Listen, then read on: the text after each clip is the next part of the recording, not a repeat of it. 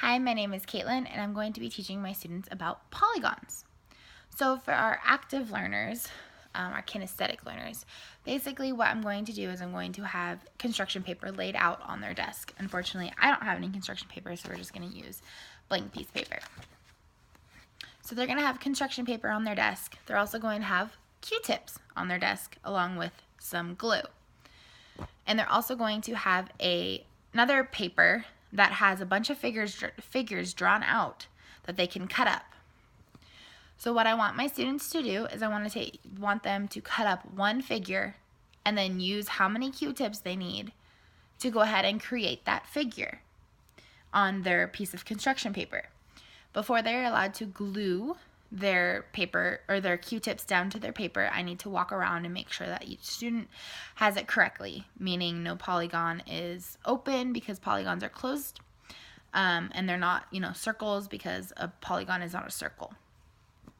So I'll go ahead and demonstrate. So here's if you can see that, my Q-tips are right here. So I'm going to make a pentagon. So what I'm going to do is use my Q-tips to make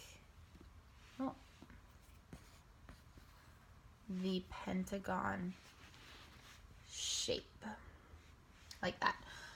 Although they aren't really closing because of the Q-tips. But that's what a polygon should be looking like. So that is a pentagon. So then I would walk around and say, okay, yes, Tommy, that's correct. So he can go ahead and glue his pentagon down to his construction paper and then write his name on it. And that's his math project for the day.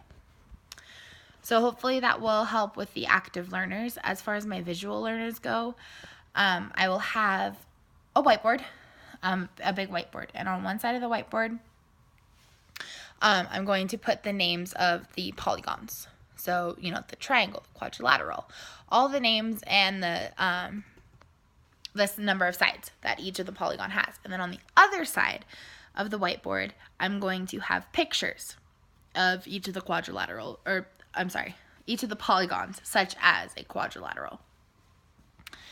And then I'm going to separate my class into two. So one side is going to be group 1, the other side is going to be group 2.